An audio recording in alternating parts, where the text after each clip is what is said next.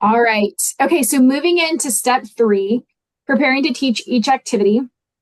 We're going to do this in 2 ways. First, we're going to jump to our independent practice, and we're going to think through which tasks we're going to prioritize because we know we can't get it all done in the time that we have. And we also want to consider differentiation. So, what are some key extension questions that we can save for students that are ready to extend their learning? And then we're going to jump to student engagement strategies that we can use throughout the lesson. Okay, so let's jump back to our lesson plan template, and we're going to start with the problem set to see what do we want to prioritize in independent practice. Mhm. Number 5 sticks out as a favorite. It reminds me a lot of the one that we just practiced in the concept development, that problem number 4. Um, the place value chart's already labeled, so it doesn't have that success criteria number 1, but they would use dots to represent the digits.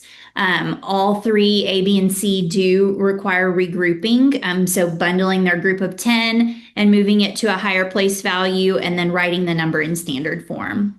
That's great. So really the only success criteria that we're missing here is the build and label the place value chart, but Right. that's okay. Yeah, I mean, we could practice that. So number 2, so question 2, both A and B, they have some like missing places there where they have to label. So that could, serve that purpose.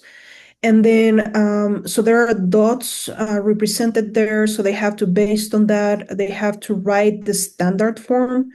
And then, of course, check for the comma there, which I know it's tied to that learning objective. So that question 2 can help us with the first couple of success criteria and even the 4th success criteria. Yeah, that's great. And so what I'm hearing us say is we for sure want to lock in 5A, B, and C, and then 2A and B. Mm-hmm. Yep. Okay, great. And I like that too it has that sneaky 0 as a placeholder. So that's a great thing to practice there too. Mm-hmm. And it has the 10,000s place value, right? So we're pushing them up so we can monitor that since that's a new component for them. Yes. And then even going into question 3, that one really reminds me what we were seeing in that star example, where you have, that like mix the digit and then the by 6, 10,000s, 500s, 2,000s. So then have students, just to keep with the success criteria, have them create a place value chart so that they can then represent. We're trying to model, right, like the process for that star question. So then having the place value chart, but then we would have to include that in the directions for 3. So say, represent the numbers in a place value chart and write them in standard form. Ooh, I like adding that in. Mm-hmm. Perfect. And Yeah. then, of course, like we know that the pattern is really difficult. And so that's why I love the scaffold of adding in the place value chart to make sure that we can accurately represent these numbers. Mm-hmm.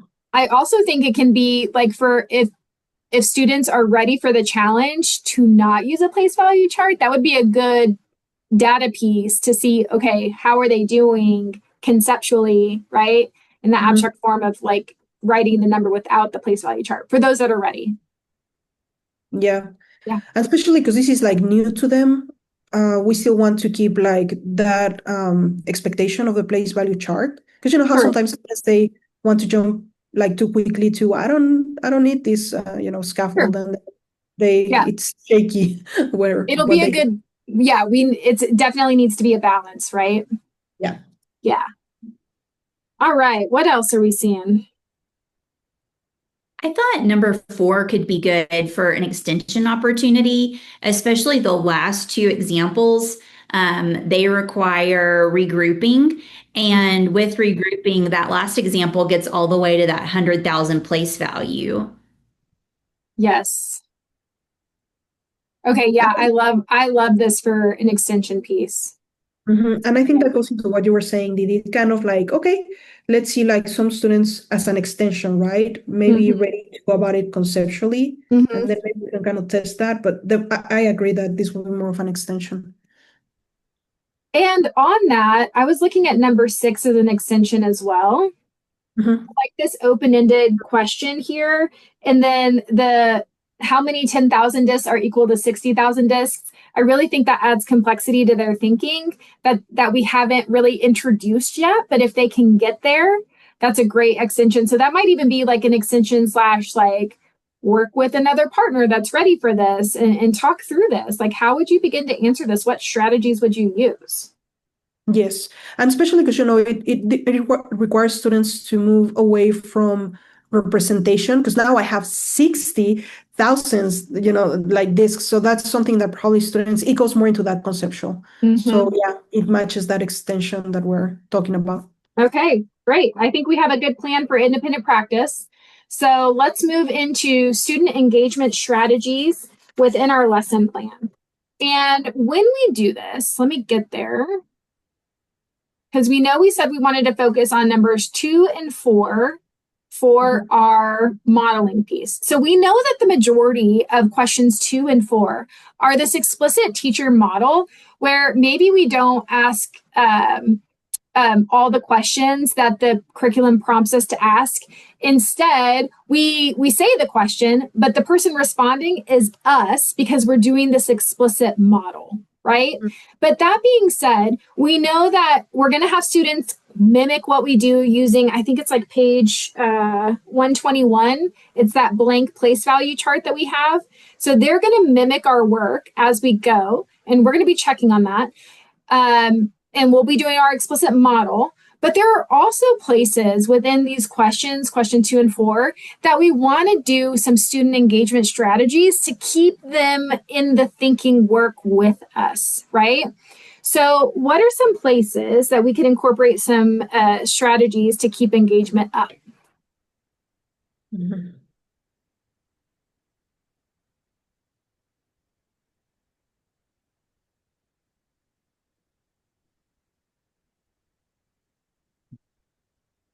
So problem two, like you said, right? Like most of it is that's going to be heavy on the modeling side. So maybe, so as we're modeling, they have that place value chart in front of them, and then they can mimic some of the pieces that we're modeling so that, they can keep up. Mm-hmm. I'm thinking there it goes more into like towards the end of it, on page 115, where you start asking them, to draw another 1,000. Now do this, now do that. Maybe that can transition into a right pair share, where you ask them to do something, they work in pairs, they put it in the place value charts, and then we have like a whole group share. It's just like two examples, I think, there, but we can start giving them a little bit of responsibility there. I love that. I think, and I especially love that you want them to write first before they talk, especially for the first time that they're doing that pair share piece. Mhm. Great. What else? So then let's look at number 4. What would be a good student engagement strategy to incorporate into number 4? At the end of the bottom of page 116, the teachers modeled the regrouping with the example of 600s and 700s. Mm-hmm. So then your new example about the 2000s and 1100s. So we can incorporate a turn and talk there, where the teacher's still kind of guiding, but giving kids a chance to talk to one another, just to kind of compare their thinking. And then there are also new examples that would involve regrouping at the top of page 117. And I think we could use that same strategy that Tanya mentioned about right pair share, where they try it independently first and then can have that discourse with a partner, to check their thinking. Yeah, Mhm. I love that. Something else I was thinking about to add to this is at the start of problem number 4, I was Mhm. wondering if we could do like a think and write and then maybe even a turn and talk before we explicitly model number 4. So that way they have some thinking engaged and maybe a little bit of buy-in with our explicit model. And we could even say like, okay, check me and check it against your work. What confirmations do you have? And then what are some differences in our work that we need to shore up? So that could be a good talking piece and a good buy-in to pay attention to what we're doing. What do y'all think about that? Yeah, that's great. And I think that with that, for that engagement piece, it's going to help a lot. And then also, since it's one of the main misconceptions that we are thinking about, then for students to really be on, like paying attention to this model. So yeah, it can help when I already worked it out and let me see how the teacher is doing it. So yeah, I agree. Okay, cool. Mhm. Yeah, love it. Okay, I think we have a good plan. We have some good extension pieces. Let's really talk about what are we going to do to differentiate for our students that have under the special education umbrella and under the English language learner umbrella. What are some specific modifications that we can make sure are in place to support them during this lesson? Mhm. I like that the lesson really focuses on the use of the place value chart, which I know some of our extensions are kind of checking to see if they have that conceptual understanding and don't need the place value chart. But I think really enforcing and making sure that they're using that with accuracy, because if they get that in the lesson, they can use that as an accommodation even when we've moved out of our place value units. Yep. Yes. And then thinking about English learners, like in our bilingual classrooms. So the anchor chart, actually, that Suzanne was mentioning earlier in the conversation, having that visual scaffold for them, it's super important. And then the place value, like the manipulatives, like that piece also helps build understanding. So having available, I know that through the lesson, we're going to prompt for the use of that in some places, but they can have it available even if they're going about like the student practice piece. Yeah, agreed. Yeah. And then I think we could just also have some extra printed, the blank copy of page 121 with the blank place value table charts. If we have extra copies, right, I think that's going to be a big help where they don't feel stressed out, right? Like if they fill up their sheet and need another one, we'll have those ready for them as well. Yeah. Yes. Okay, I think that's a great plan. And then looking at our resources, right? We just really named the resources that we need and the supplies that we need because you guys were talking about the copies, right? Yes. Of the blank place value charts. You guys were talking about the place value discs to help support. Labeled charts for those that can use that, and then that anchor chart. Anything else that we're missing? No, I think that's it. Okay. Yeah. Good list. Yeah. Okay. So great job. So we have who's uploading our work today, our annotated work today? That's me. Well, Thanks, yeah. Suzanne. And then I'll share with you guys the notes that I took for, I know the annotated lesson plan. I can Yes. work on that. Perfect. Perfect. Yeah, Perfect. that's what Suzanne's uploading is your work that you took on the annotated lesson plan. Oh, I see. Yes. Yeah. Okay. Yeah. Perfect. Send me some work. All right, you guys are awesome. Seriously, thank you for all that you do. This was a great conversation today, and I'm so excited to see it go live in the classrooms. Yes, me too. That's gonna be great. Thanks, guys.